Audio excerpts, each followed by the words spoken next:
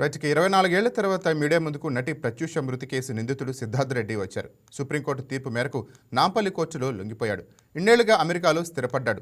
2022 ఫిబ్రవరి 23న cool డ్రింక్లో పురుగుల మందు కలుపుకొని సిద్ధార్థ్ రెడ్డి ప్రత్యూష ఆసుపత్రిలో చికిత్స పొందుతూ ప్రత్యూష మృతి చెందగా సిద్ధార్థ్ రెడ్డి కోలుకున్నాడు.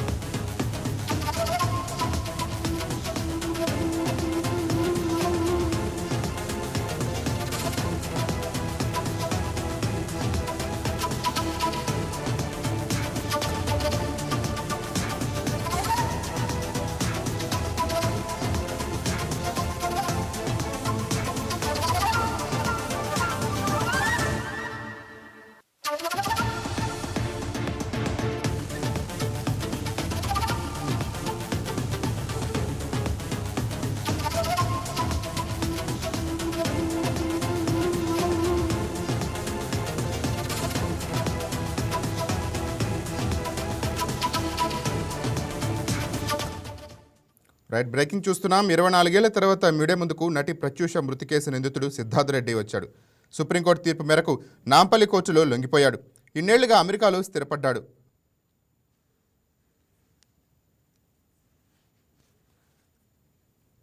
2002 ఫిబ్రవరి 23న కూల్ డ్రింక్లో పురుగుల మందు కలుపుకొని సిద్ధార్థ్ రెడ్డి ప్రత్యూష తాగారు.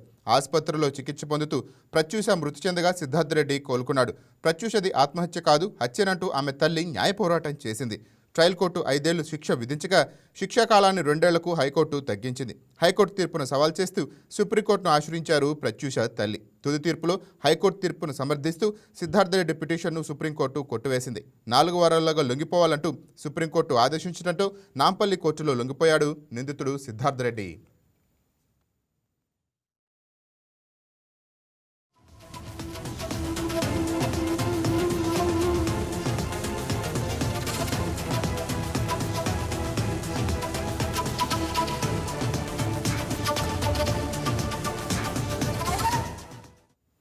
రైట్, దీనిపై మరింత సమాచారం మా రీజనల్ కోఆర్డినేటర్ కుమార్ చంద్ మరింత సమాచారం అందిస్తారు. రైట్ కుమార్ చంద్, చెప్పండి.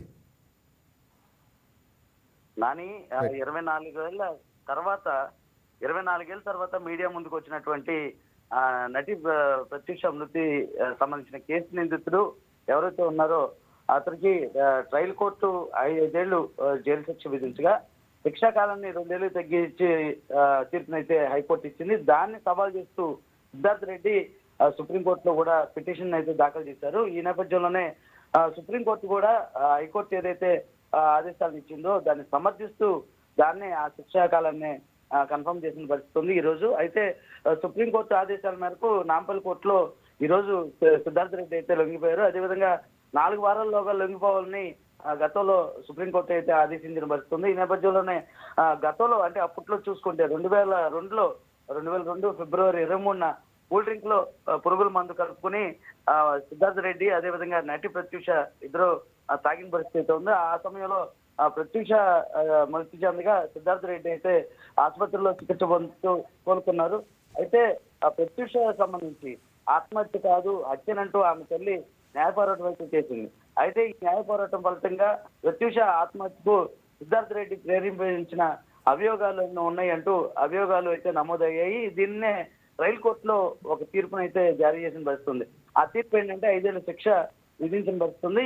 అయితే ఈ శిక్షా కాలాన్ని 2 ఏళ్లకి హైకోర్టు అయితే తగ్గించింది. అయితే హైకోర్టులో ఏదైతే ట్రయల్ కోర్టు తీర్పును సవాల్ చేస్తూ హైకోర్టుకు వెళ్ళిన నేపథ్యంలో హైకోర్టు అయితే ఈ శిక్షాకాలం ఏదైతే ఉందో 5 ఏళ్ల శిక్షాకాలం దాన్ని ఖరారు చేసింది. దాన్ని ఇప్పుడు సుప్రీంకోర్టు 2 ఏళ్లకైతే కుదించిన పరిస్థితుంది. మొత్తం చూసుకుంటే ఈ దీనికి సంబంధించి అంటే సిద్ధార్థ్ రెడ్డి చాలా కాలంగా అమెరికాలో సెటిల్ అయిపోయారు. ఆయన ఈ కేసు నేపథ్యంలోనే మళ్ళీ తిరిగి వచ్చారు. వచ్చి సుప్రీంకోర్టు ఆదేశాల ప్రకారం ఇక్కడ లొంగిపోయిన పరిస్థితి అయితే ఉంది నాని. బట్ అయితే తాజాగానే చూసాం, రీసెంట్గా సిబిఐ కోర్టు కూడా కేసును కొట్టివేసిన తర్వాత ఇటువంటి తీర్పు రావడంపై ఎలా చూడొచ్చు? కానీ ఇది 2002లో జరిగినటువంటి ఘటన. సుదీర్ఘ కాలం న్యాయ పోరాటం చేశారు ప్రత్యూష తల్లి. అదేవిధంగా ప్రత్యూష ఆత్మహత్య కాదు, ఆమె హత్యే. ఆమె అలా ఆత్మహత్య చేసుకునే వ్యక్తి కాదు. అదేవిధంగా ఇద్దరు ప్రేమ తీసుకోవాలని ప్రత్యూష తల్లి గట్టిగా వాదిస్తారు. దీన్ని right, thank you Kumar Chand.